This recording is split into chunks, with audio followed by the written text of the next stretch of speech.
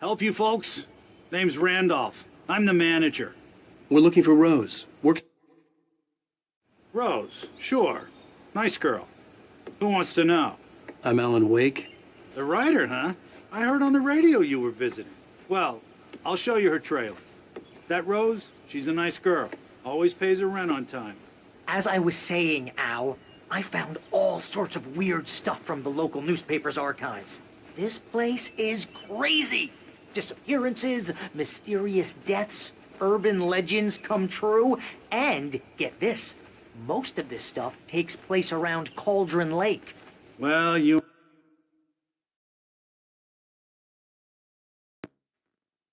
The Indians thought the lake was a doorway to the underworld. I'm the God-fearing type myself. I don't hold with that sort of thing. Yeah, okay. Anyway, there was an island there owned by a guy called Thomas Zane. Now, some of the articles I found about him make him out to be a famous writer, but I ran a bunch of searches, couldn't find a single thing he wrote. Zane was heavily into diving, so much so that the place came to be called Diver's Isle. But the volcano under the lake erupted in 1970, and Zane went down with the island. Yeah, how about that? It was there in the morning, as if it had fallen from the sky. But it would take a tornado to lift something like that. We're damn lucky it didn't crush any of the trailers.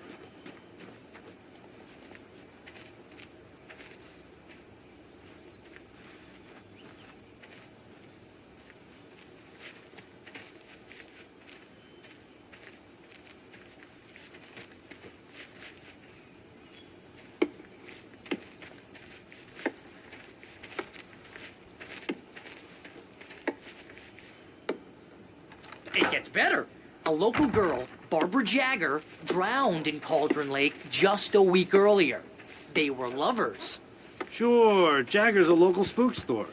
The Scratching Hag comes for you in the dark. Childish stuff like that. Anyway, Al, I'm just getting to the best part. All of the articles about this stuff were written by Cynthia Weaver. I asked around, and she's that crazy bag lady you met. What, the lamp lady? She can be a little loopy, but she's not homeless or anything. Yeah, anyway, she knew both Jagger and Zane before they both died, and she had some kind of a breakdown.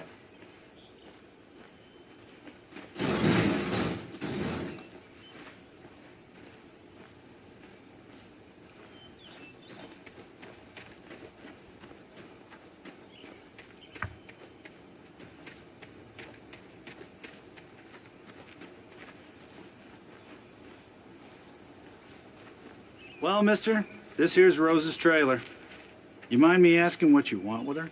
We're just here to talk to her, pal.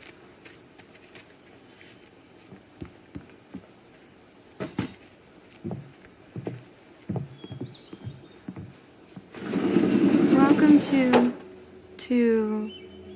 Oh dear, Mr. Wake.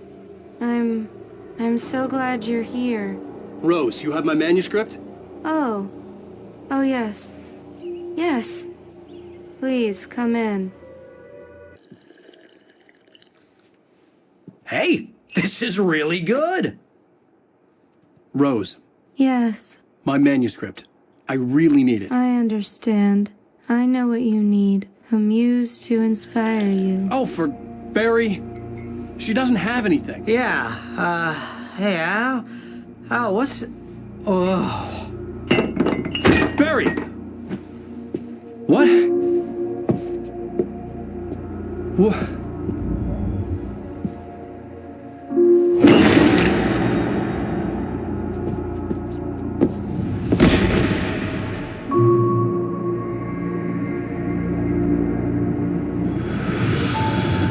It's coming for you, hiding in my barber's skin. I'm too weak to stop it. You must turn the lights on. I promised I'd come visit you and your lovely wife. You must finish what you started. I insist. You must turn the lights on. Turn the light on. Back to work, boy.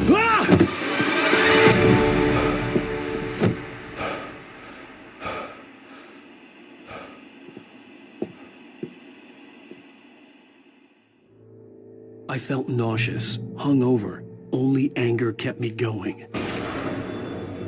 I can't tell reality from dream anymore, but it seems I have an imaginary editor to help me. She's an old woman in a funeral dress. I call her Barbara Jagger. She's very strict. I'm writing faster and faster. My manuscript is being heavily revised. The edits are getting very aggressive, and each day there's less of me and more of her. I hate it, but I know she's right. She promises me I can save Alice this way. She knows more of this than I do. About the complex incantation I'm attempting. About this place. She's worked with another writer under similar circumstances, Thomas Zane. The genre of the story seems to be shifting. It's turning into a horror story. I'm getting close. I can feel it. Rose took a day from me. I had less than 12 hours left to meet the kidnapper. All I could do was get Barry into the car, work something out once I got on the road. Welcome to the Oh Dear Diner. What can I get you today? Coffee? I couldn't work up much hate for Rose. Something had used her to get to me, and left its mark. First refill is free. Milk and sugar on the counter there. Would you like to hear today's specials? Thank you. A nice day. My gun and flashlight were gone. I'd have to find a way to get Barry into the car as quickly as possible. There was no time to waste. Mr. Randolph liked Rose. That little smile she had. How she was still sweet when life had tried so hard to make her bitter. It wasn't any of his business what she did in her trailer. But those strangers, the writer and his smart-ass sidekick, looked like trouble. And they'd been in there for hours, way past her normal bedtime. He reached for the phone and called the sheriff's station.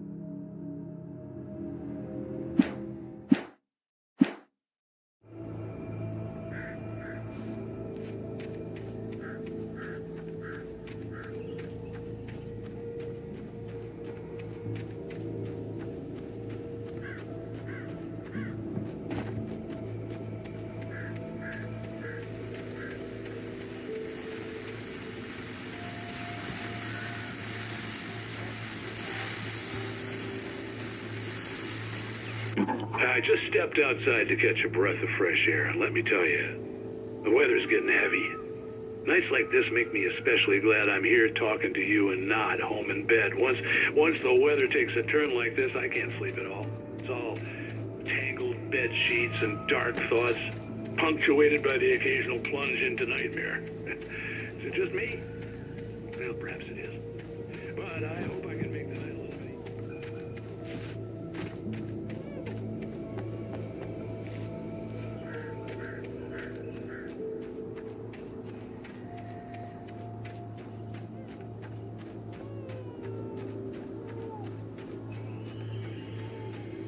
Oh, you're gonna get it now.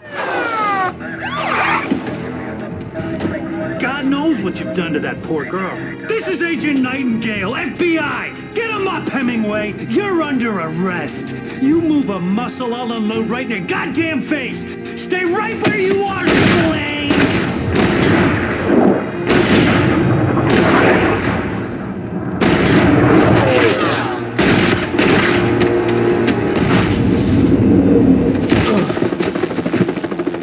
What are? I'm standing right here, you goddamn maniac!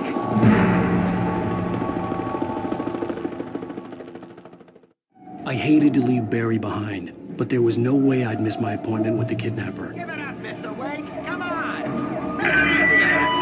Get after him! Don't let him get away! Move it! Move it! Move it! I'll have you shot when you let him get away!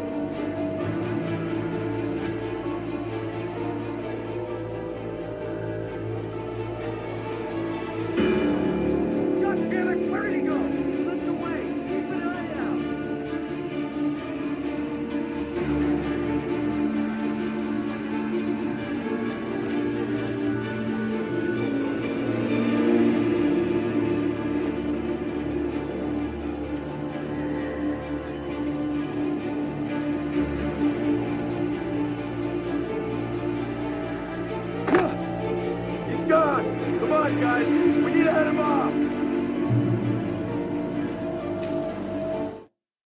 For decades, the darkness that wore Barbara Jagger's skin slept fitfully in the dark place that was its home and prison. It was hungry and in pain. It dreamed of its nights of glory when the poet's writing had called it from the depths and given it a brief, terrible taste of power and freedom. The rock stars had stirred it from the deep sleep the poet had sunk it back to in the end. When it sensed the writer on the ferry, it opened its eyes.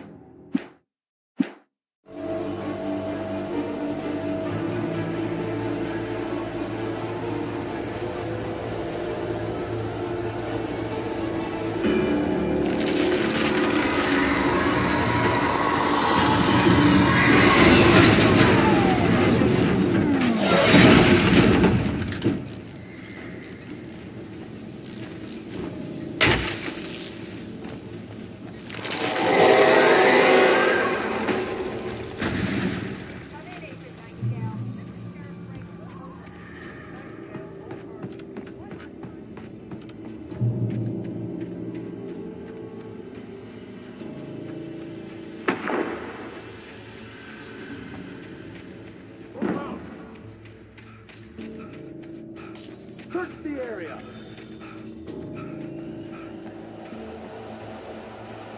Stay sharp. This way. Over here.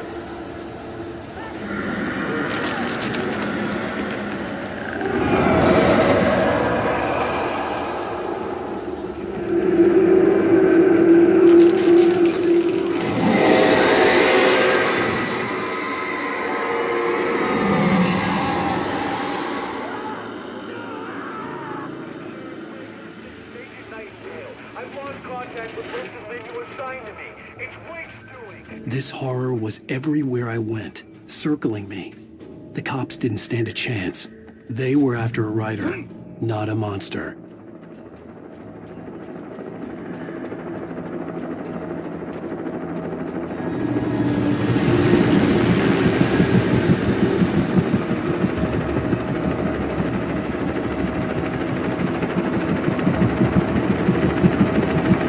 You on the ground. Hold it right there. There's nowhere to run. Freeze!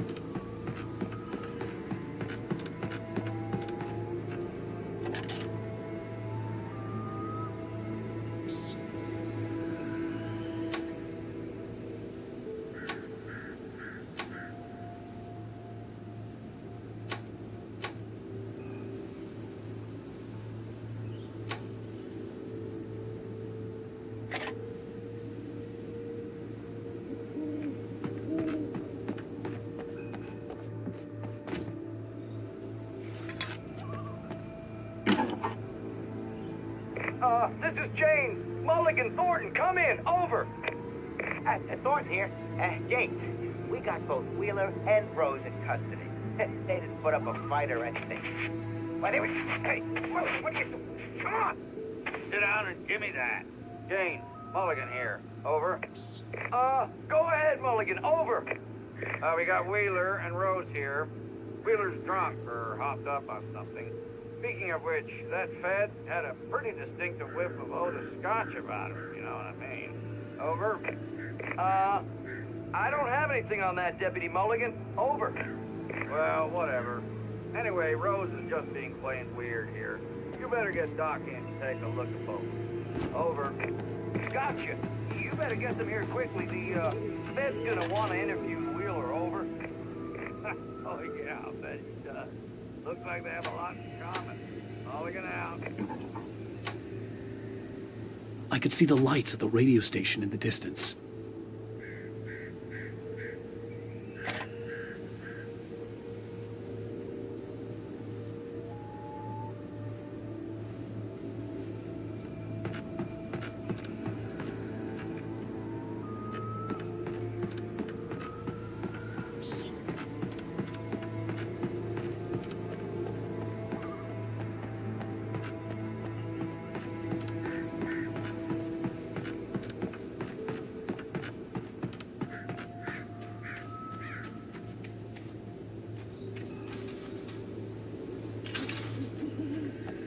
I imagined that the broadcast tower in the distance was part of the local radio station.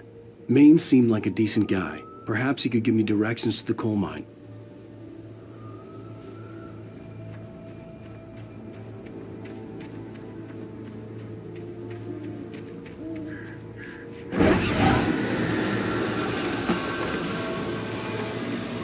Unnatural shadows clung to the gate. The darkness that was after me was trying to stop me. I wouldn't get through without light.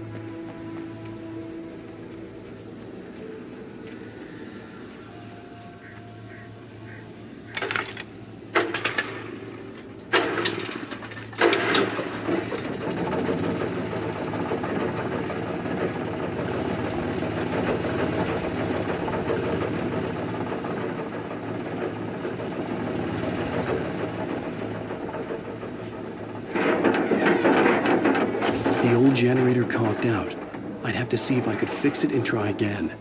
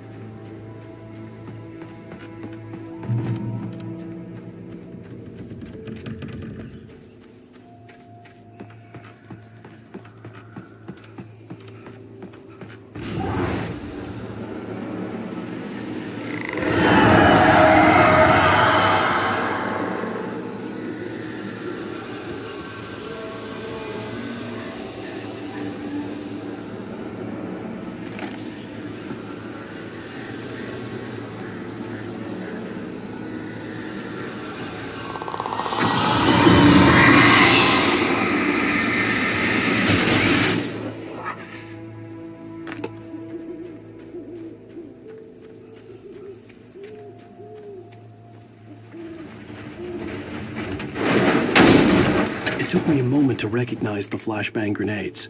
They were an ideal weapon for my situation. Team 1, come in. Over. Team 1, this is Sheriff Breaker. Report. Over. Team 2, come in. I need a report. Over. Come on, guys. Talk to me. Come in, please. Over.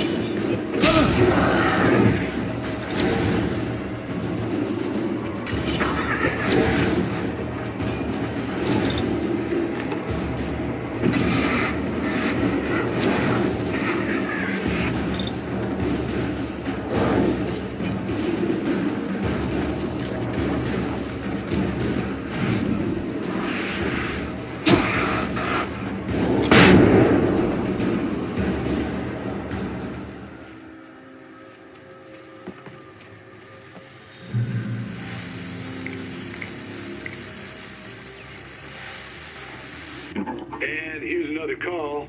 You're on KBFFM with Pat Maine. It's Milt Peabody, Pat. What's on your mind, Milt? Well, I live near the trailer park, Pat, and there's a big ruckus going on over there. Well, that's just up the road from me, too. What's going on, do you know? I don't know, but there's a bunch of police cars there, lots of sirens, a helicopter buzzing around, and I think I heard some gunshots. Gunshots? Yes, sir, like from a pistol. So can you find out what's going on? Because it's just next door, and they're popping off guns there. They're still shooting? No, it was maybe 10, 15 minutes ago. It sounds serious, Pat. I'm telling you, it don't sound like no party. I'm certainly going to give the station a call, Milt. Okay. You'll hear it here as soon as I hear from them.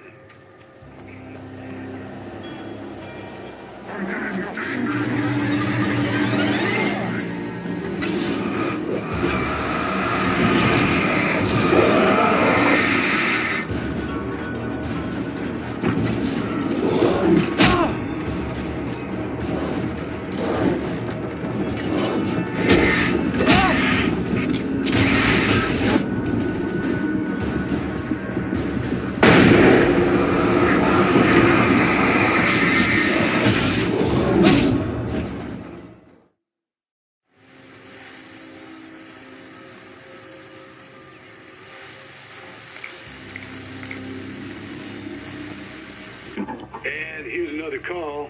You're on KBFFM with Pat Maine. It's Milt Peabody, Pat.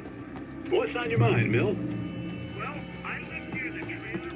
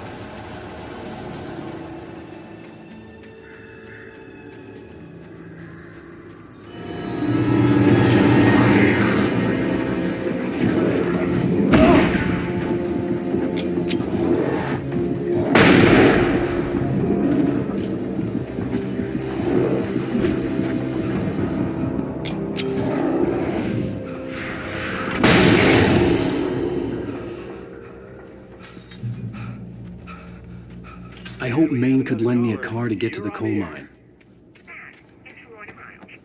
Why, hello, Lorna. What do you have for us? Well, I just don't see why the cops bother with the trailer park. What do you mean? It's a trailer park.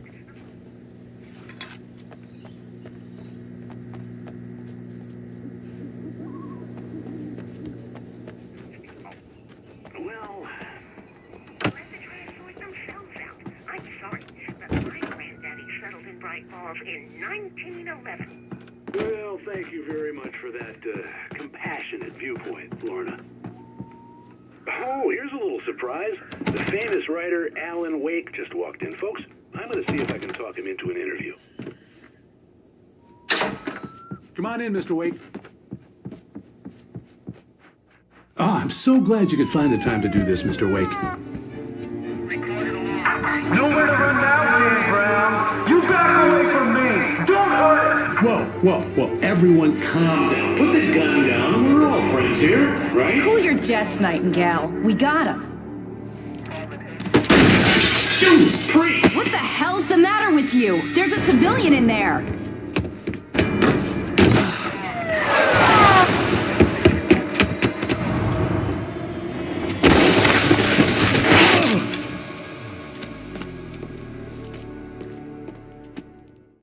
I'll get you yet, even if it kills me. You hear me? You hear me, H.P. Lovecraft? I had fallen off so many cliffs it was ridiculous. That's what you get for naming a book The Sudden Stop. It was probably good I hadn't had the chance to tell Maine where I was going. I'd have to lose the cops and find... Nightingale stared through the broken studio window into the dark woods. He turned around, started to walk out, but Maine grabbed his arm. "Young man, you almost shot me. You don't shoot off rounds at people like that. What's the matter with you?" Nightingale shook his arm free, marched out. His cheeks burned with rage and humiliation.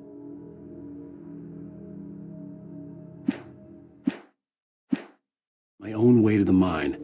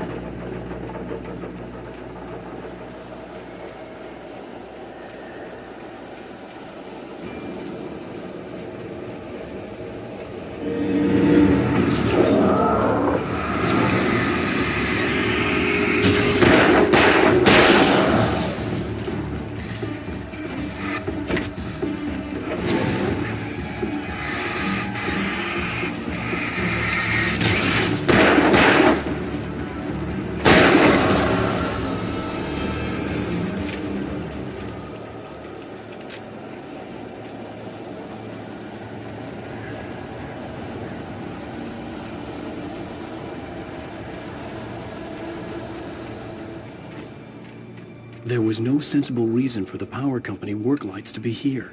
It was almost as if they'd been left for someone like me to use.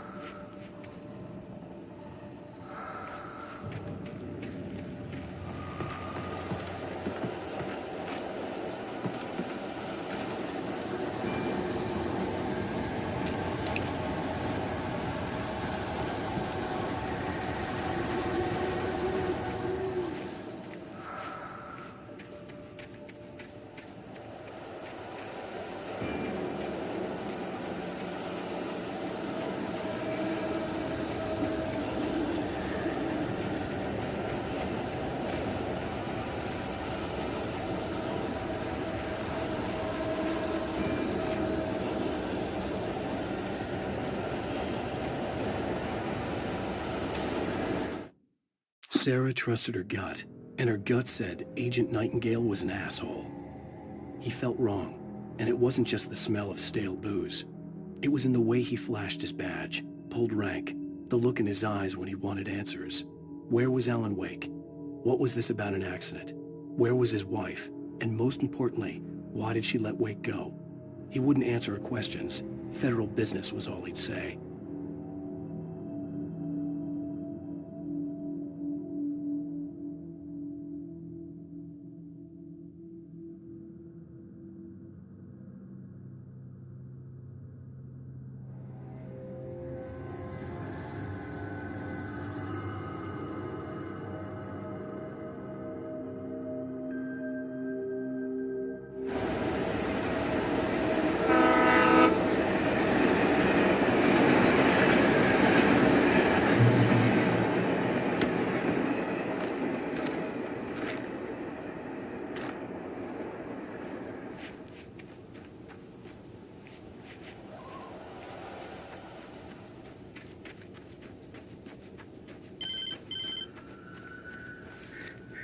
Hello?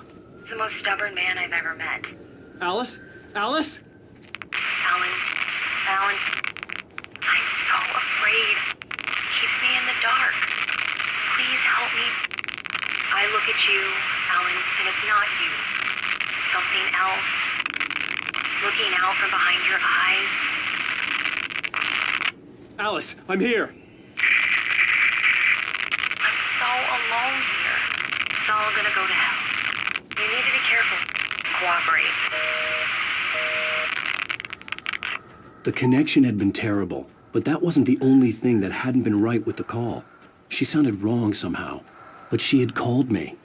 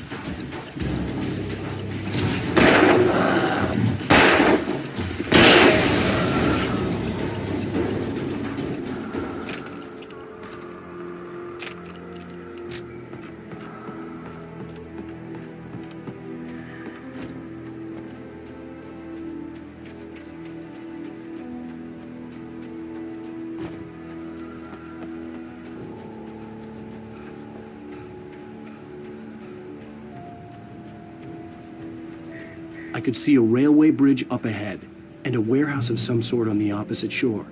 I hoped I could find a car from there.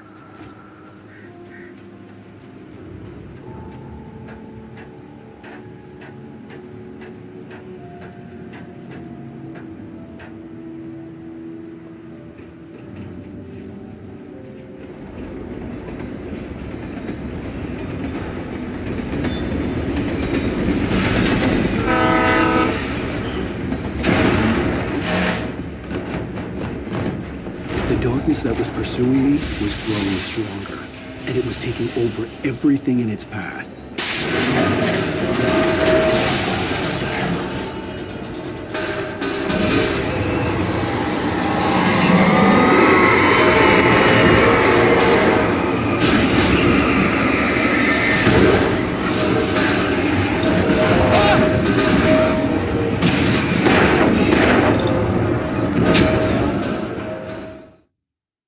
Of some sort on the opposite shore. I hoped I could find a car from there.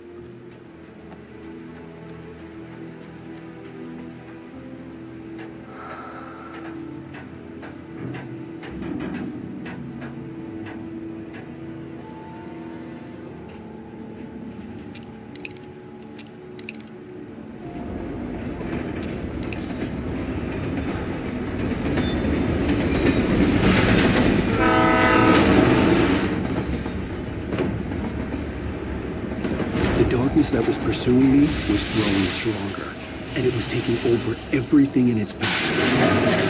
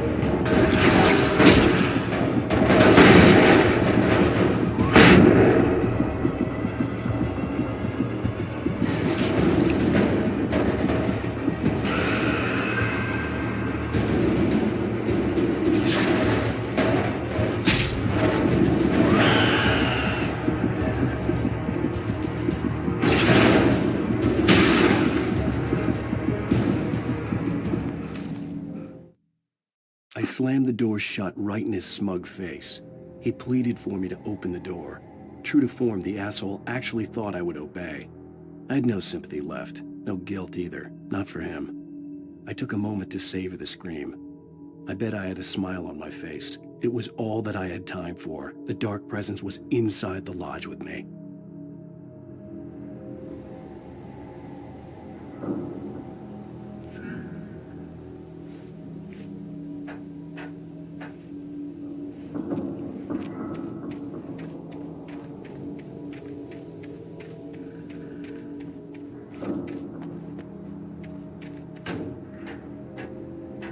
As a teenager, just starting to get interested in writing, Stephen King had been a source of inspiration to me. I thought about all the inanimate objects that had come to life in his books. No one is safe in a good horror story, certainly not the protagonist. That's what makes them fun. This was anything but. The darkness could possess anything, and it was getting closer.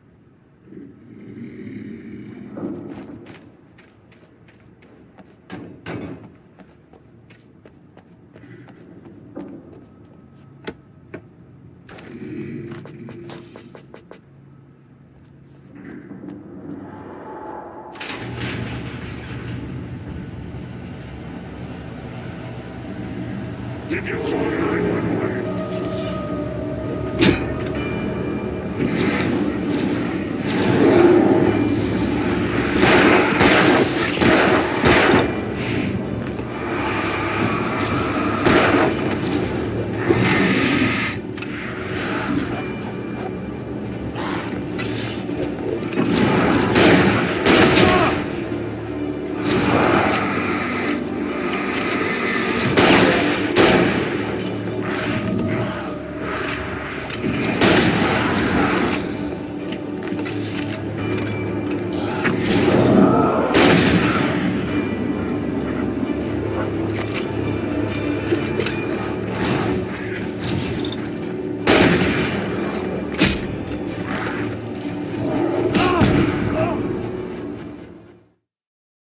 Of some sort on the opposite shore. I hoped I could find a car from there.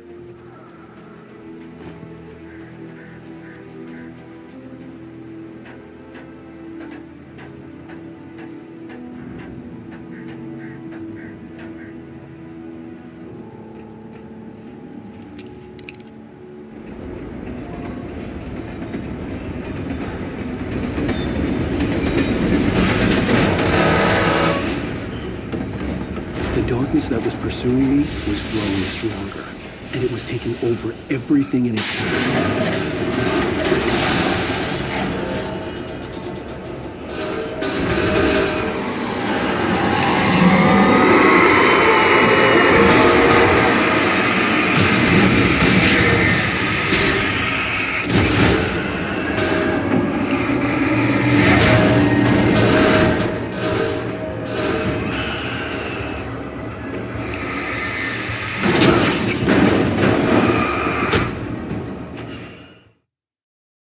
of some sort on the opposite shore. I hoped I could find a car from there.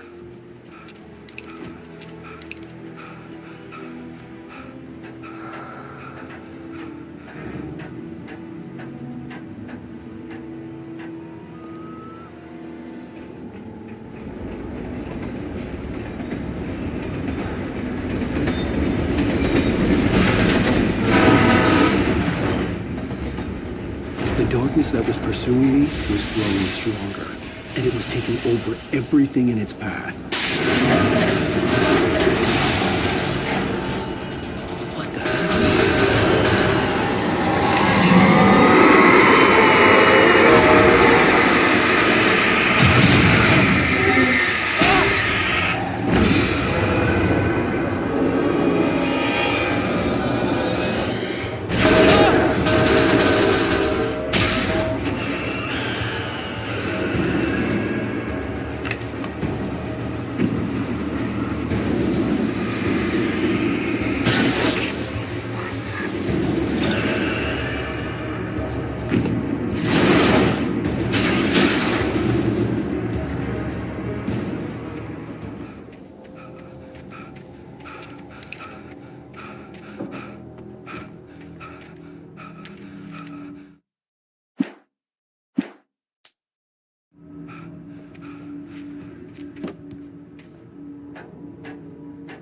As a teenager, just starting to get interested in writing, Stephen King had been a source of inspiration to me. I thought about all the inanimate objects that had come to life in his books. No one is safe in a good horror story. Certainly not the protagonist. That's what makes them fun. This was anything but. The darkness could possess anything, and it was getting closer.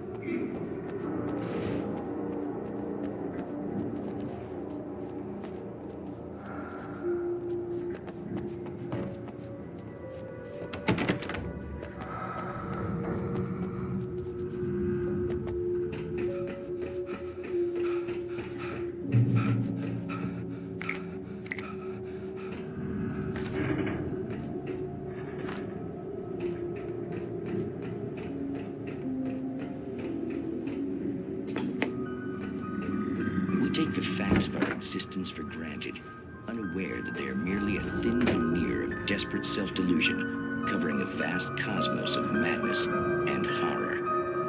All too often, the stars are right. In Night Springs. Tonight's episode, a family occasion. journalist Alvin Derleth's trip to study the local customs of an insular community in Night Springs has been less than successful. Until tonight. Well, I'm glad you changed your minds about this. Ancient customs, local mythology. My editor loves this kind of stuff. Well, Mr. Derleth, we don't want to feel like we're on exhibition, but you have demonstrated the seriousness of your intent. Oh, I am serious. Really, just do your thing. I'll stay out of your way and observe. Actually, I thought you could assist us. I'm afraid we are a man short. It would provide you with an intimate perspective. Could I really? Of course, Mr. Derleth. Well, I guess that's the least What would I have to do? Oh, here. Let me show you with a kiss.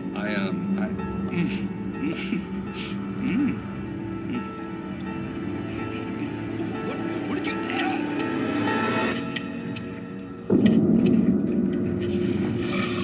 Oh, Mr. Derleth, you have well pleased Nixie Perka, the dweller in flesh. Your body shall host his 1,000 young, and all shall be glory.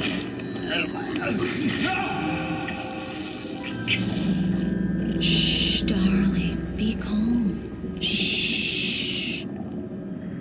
Alvin Derleth learned a harsh lesson.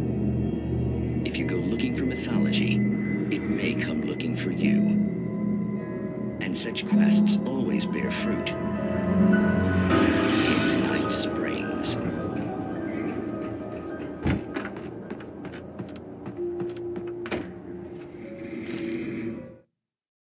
The darkness surged towards me, sucking everything loose from the ground into its depths, tugging at my clothes. I saw the flare the kidnapper had dropped and threw myself towards it just as I felt my feet leave the ground. The darkness embraced me with the force of a tornado. Somehow I managed to light the flare. The darkness roared and cast me.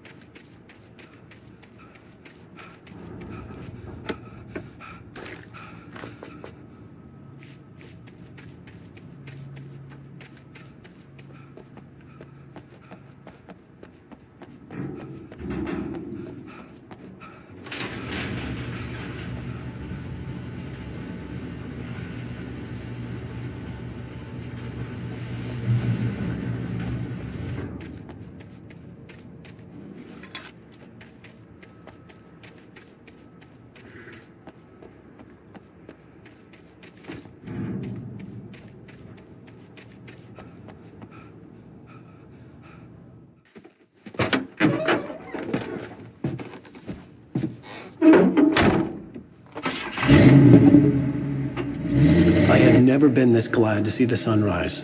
I had a couple of hours to get to the coal mine.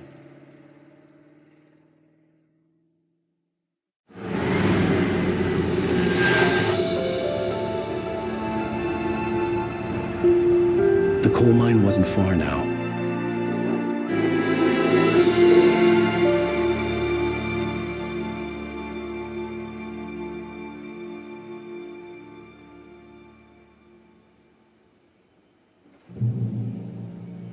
Today, I would meet the kidnapper, and he would give me Alice. I wouldn't give him any other choice. A drowning man will clutch at a straw.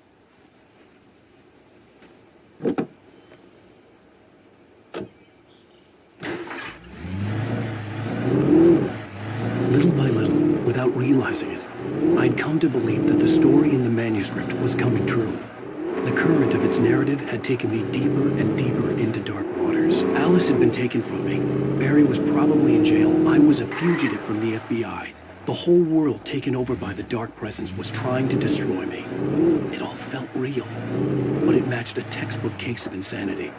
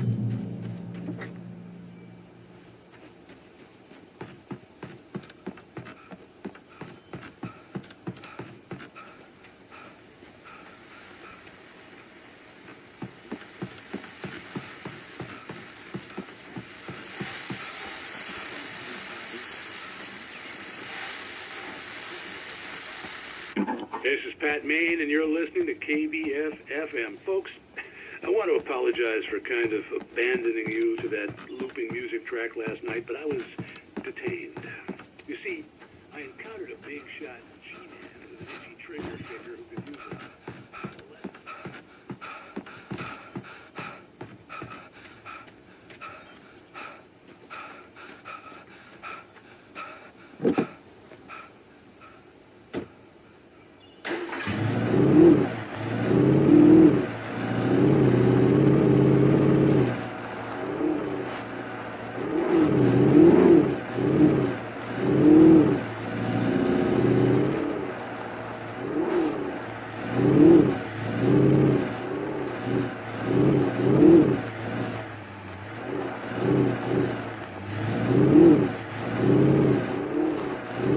Early. I was supposed to meet the kidnapper at noon in the main building. The coal mine was quiet. It was a museum now.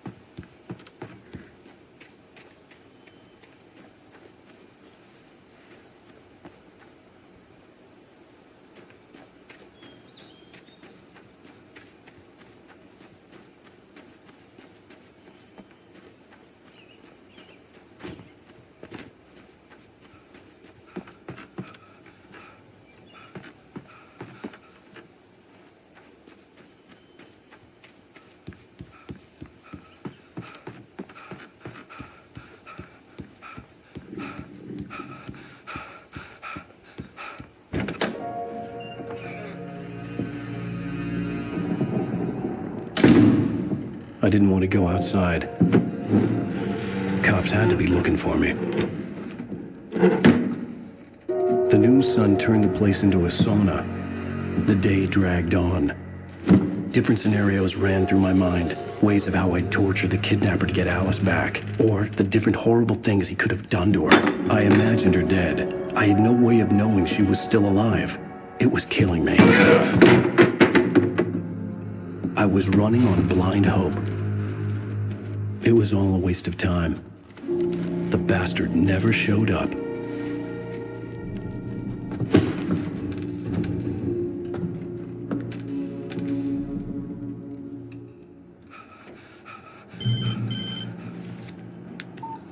Where the hell are you? Change of plans. You know where Mirror Peak is? It's a big mountain north of where you are. You follow the path from the mine, you can't miss it. There's a lookout point there. I'll be waiting. I'm through being jerked around by you. You want to see your wife alive? Because if you do, you better watch what you say to me. Do we understand each other? I want to talk to Alice. Yeah, and I want the manuscript. Don't keep me waiting, Wake. Hello? Hello! I'm gonna kill him! I had to get to Mirror Peak.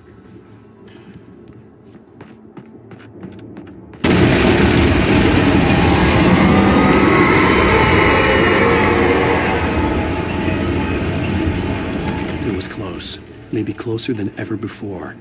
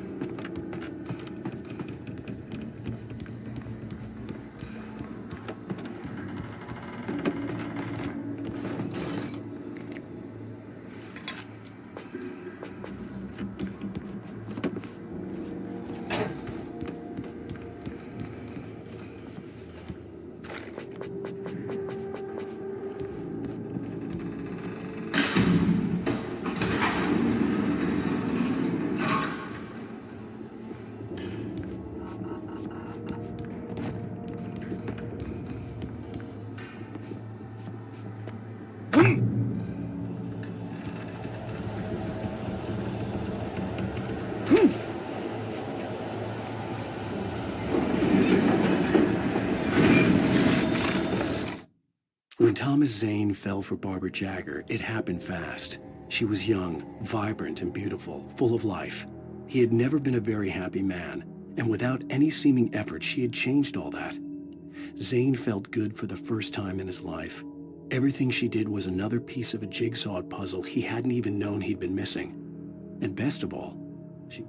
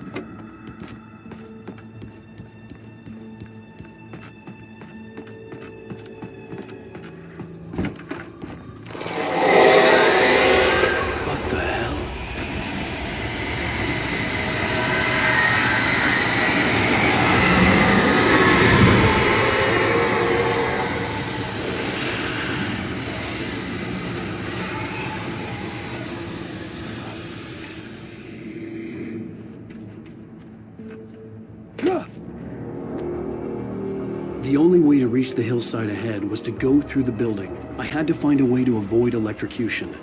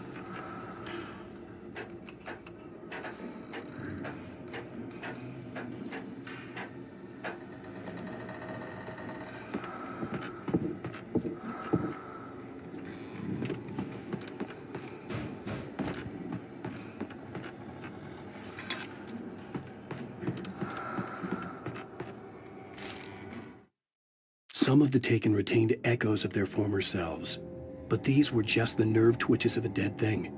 Nothing remained but a shell covered and filled with darkness. In most cases, these puppets were enough for the purposes of the dark presence. But for anything more elaborate, as with the writer, it was different. It needed his mind. And so rather than taking him over completely, it...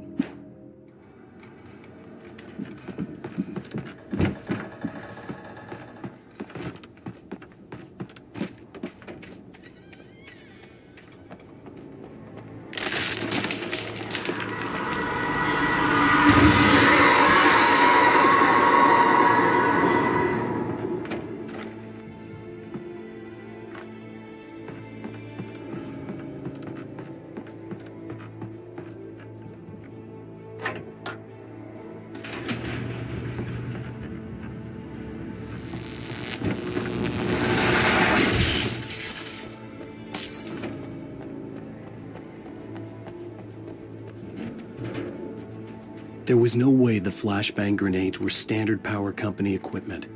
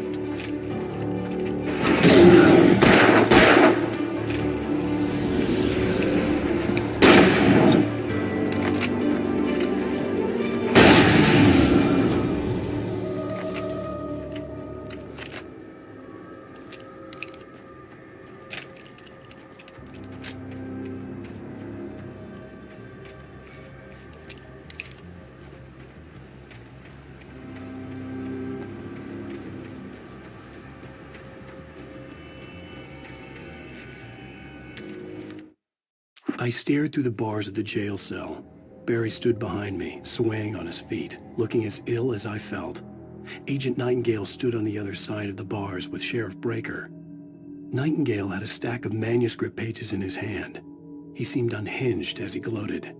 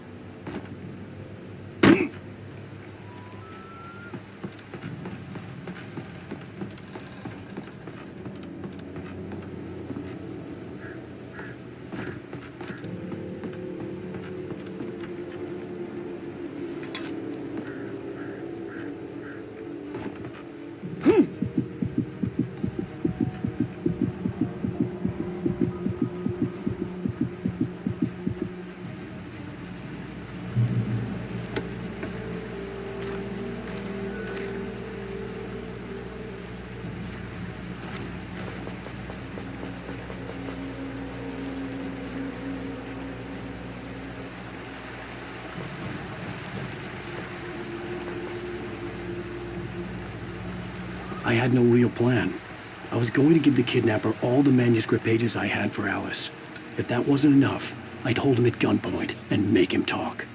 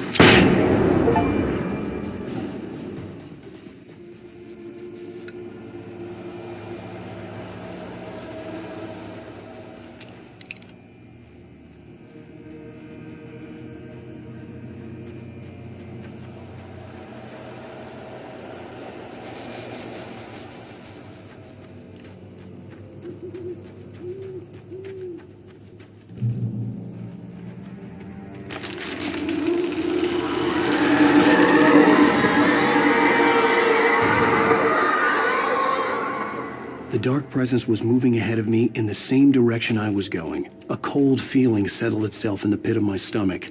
Was it going for Alice?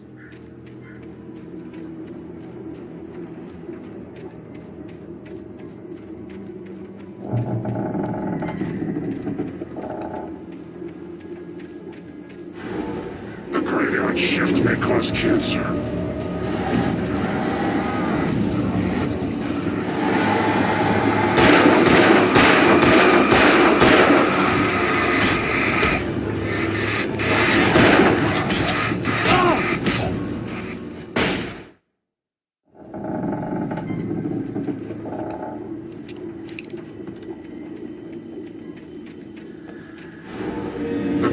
Shift may cause cancer.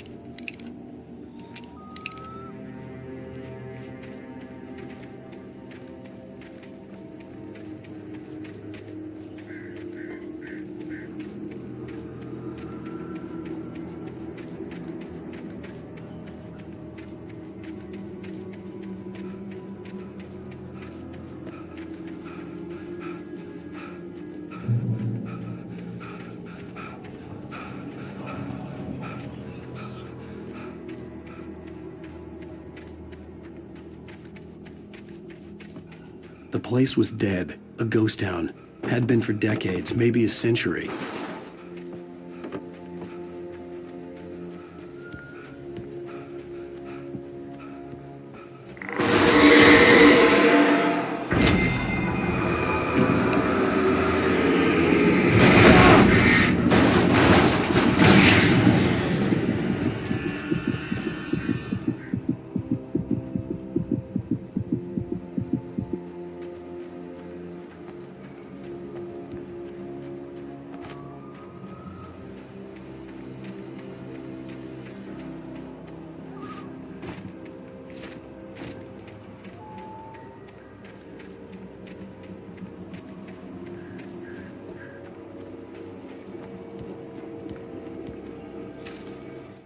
Things were never as simple in real life as in fiction. I had lost count of the times I had wished there'd be a clear reason for my writer's block. Something to fight, something to lash out on. There wasn't. I was filled with doubt. I was nothing like the hero in my book.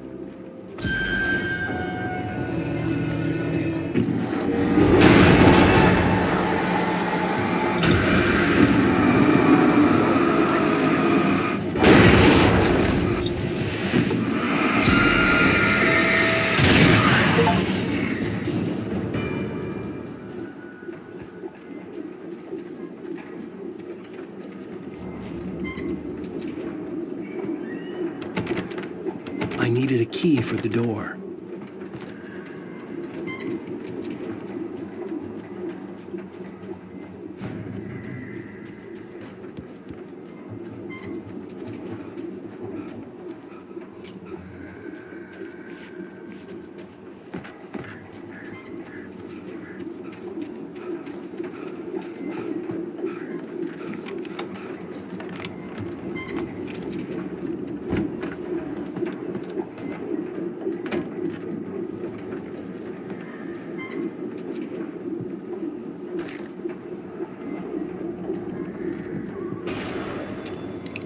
Anything outside of writing is a struggle.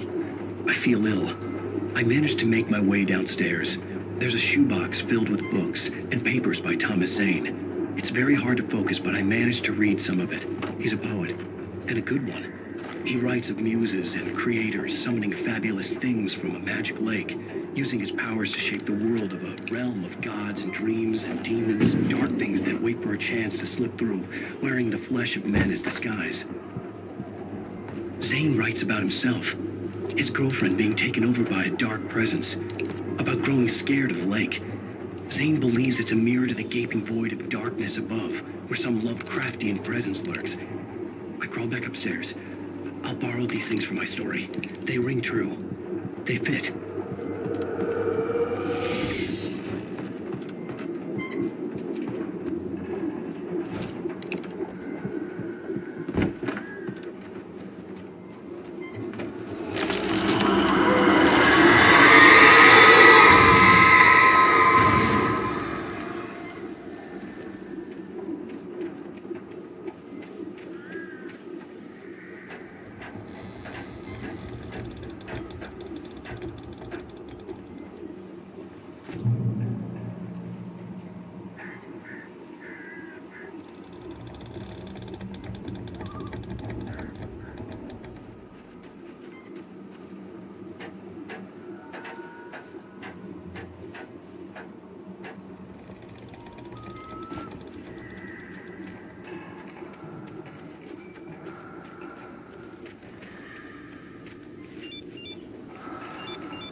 The kidnapper had sent me a text. The message was full of spelling errors and insults. It was telling me to hurry up.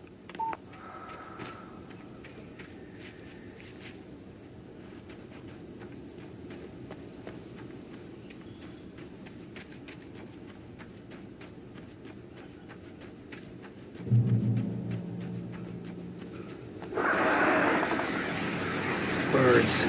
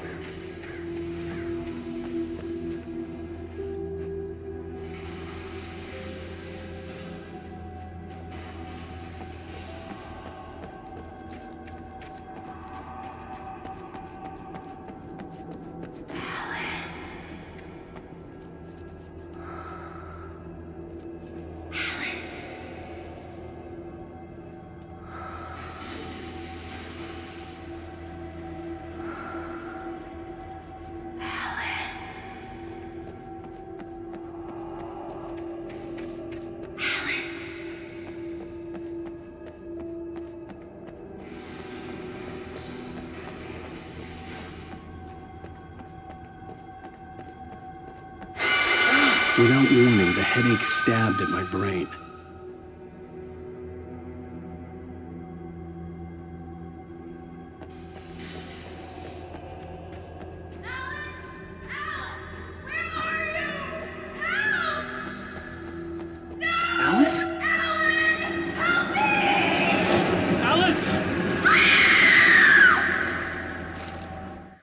The hunters were big, thick-set men, confident and at home in the woods.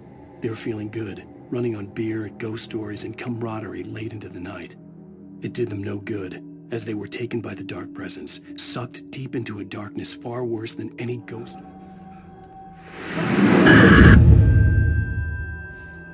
I'm losing it. I gotta get out of here.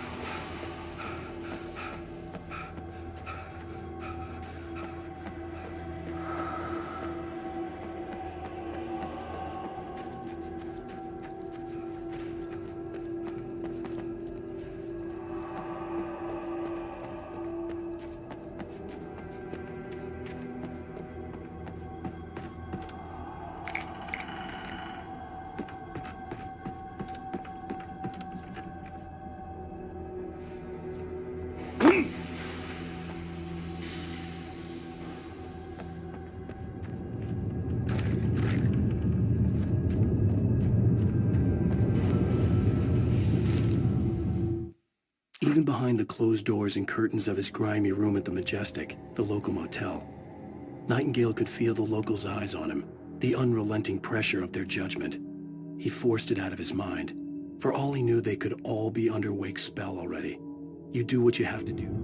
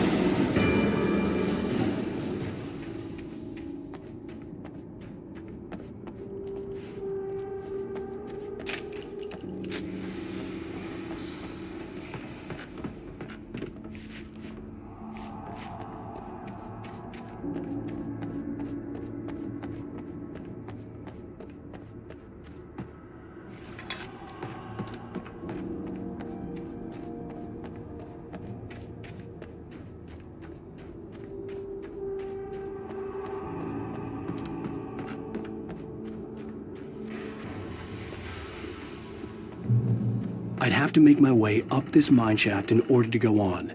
Maybe the machinery could help me with that.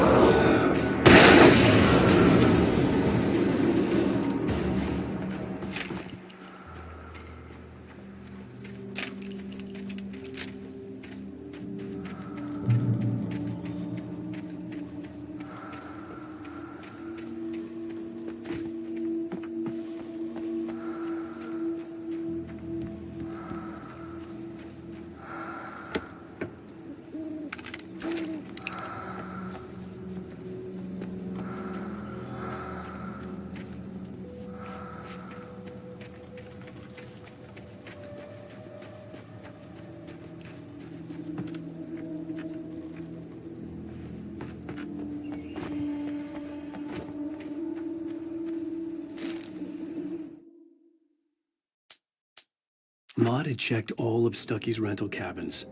There had been no sign of the Wakes. It was dark when he'd found their car parked at the end of the road by Cauldron Lake. It made no sense. They must have taken a wrong turn, but there was no sign of them, and the car had been there for hours already. Frustrated, Mott stood on the rotten ruin of the footbridge that had once led to Diver's Isle before it sank beneath the waves years ago.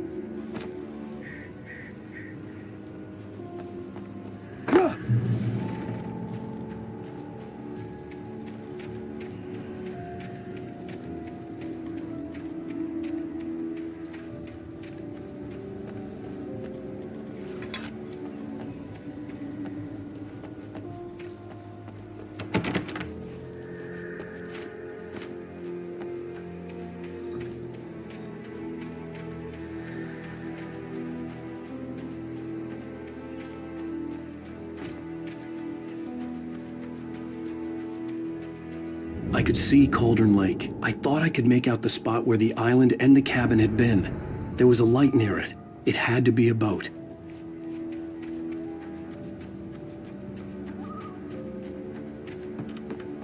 I was close now. I had to get there fast. I dreaded what I would find. I tried to hold on to Alice, but her form melted away. I was losing control. Dr. Hartman stood in her place. I wanted to hit him, but my arms were jelly. He smiled. It was a reassuring smile, and I hated him for it. I had to give you a sedative. Don't fight it. You went through another rough period. Right now, it's very important that you stay calm. We don't want you to have another episode. You're a patient at my clinic. Have been for a while.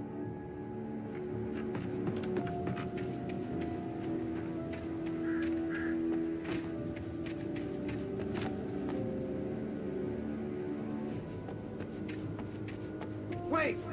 Are you? Wait! Hey, I'm here! I'm coming! No! Get away! Sorry! Please, it's late! The boss didn't know who he was messing with! I didn't know! I swear, I didn't know! We don't have his wife! We don't know where she is! She's probably drowned! We just said we had her to make a play ball, you see? To get him right!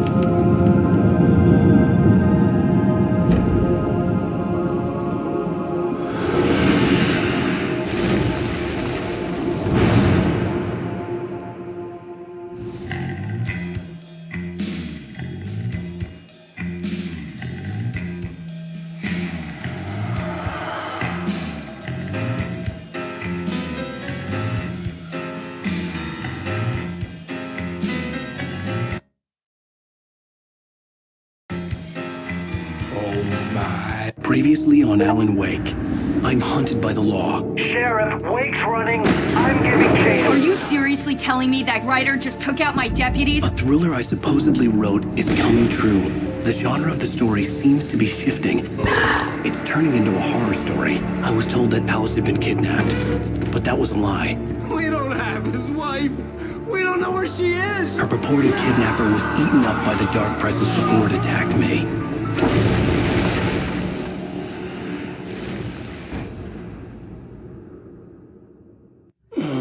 Alan, shh, baby. It was just a nightmare. Alice. There you go, Alan. Hartman, I fell. I had to give you a sedative. Don't fight it. You went through another rough period. What? Right now, it's very important that you stay calm. We don't want you to have another episode. You're a patient at my clinic. Have been for a while now. The shock of your wife's death triggered a mental illness. No, you're lying. You're suffering from various symptoms of undifferentiated schizophrenia. Bastard. It's okay, Alan. Just let go.